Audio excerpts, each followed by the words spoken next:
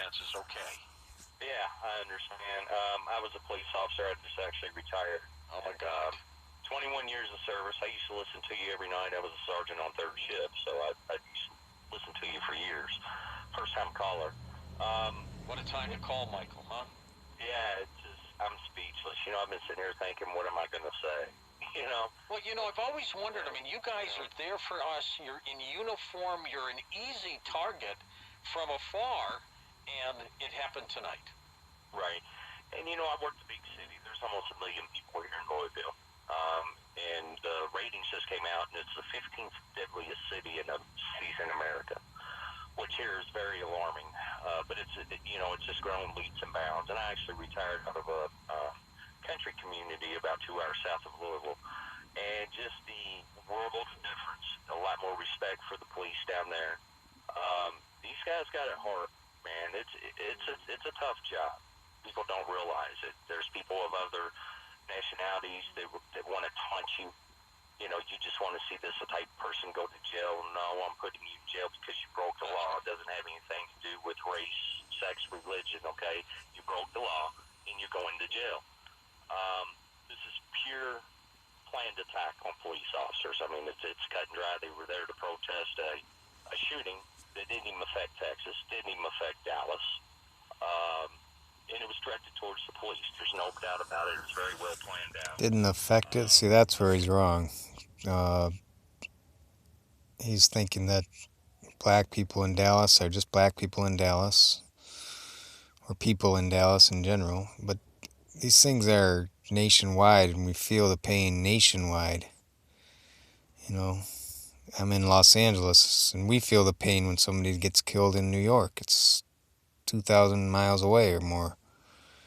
So you can't just say, oh, it's just their problem over there. No, it's all of ours.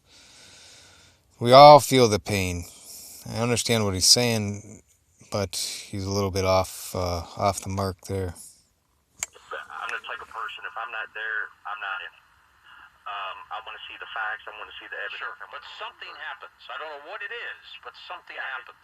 That triggers that. Yeah. I don't know. You know, I can honestly say I've been shot at. I have been in a shootout. I never pulled my gun unless I intended using it. I don't know what the answer is other than to comply.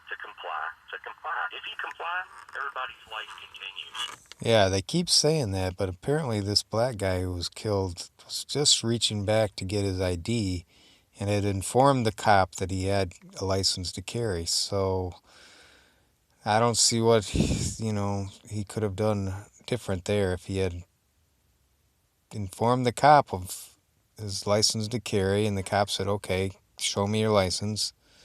He had to follow the instructions. So I don't see there's a compliance problem there. It's just unless somebody's lying, the cop just freaked out.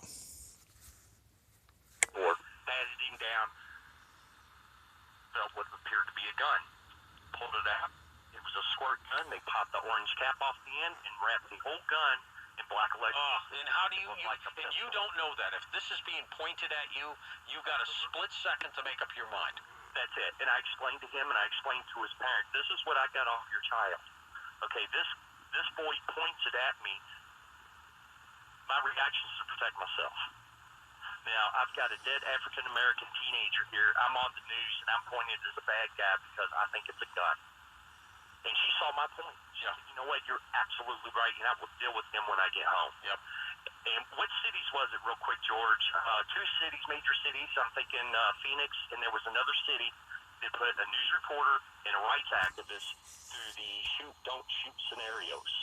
The same training that we all go through as law enforcement officers, both of them failed it. Both of them shot unarmed men.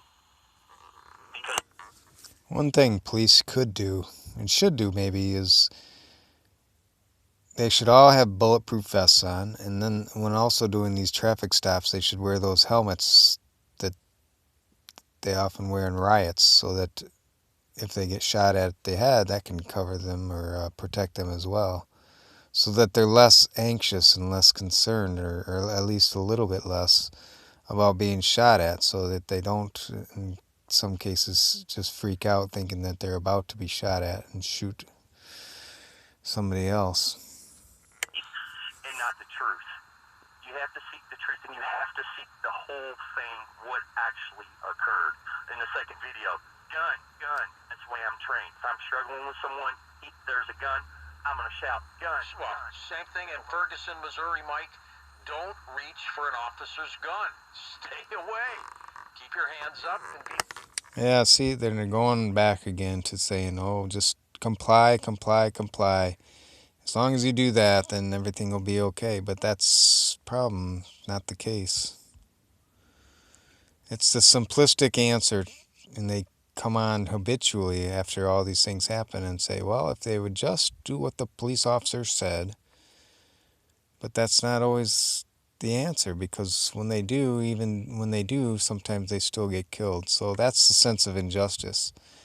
And I think after the Hillary fiasco, where we all feel like she was treated special, like royalty, we're all kind of feeling a sense of injustice across the United States, at least most of us ordinary citizens. Not to justify anything,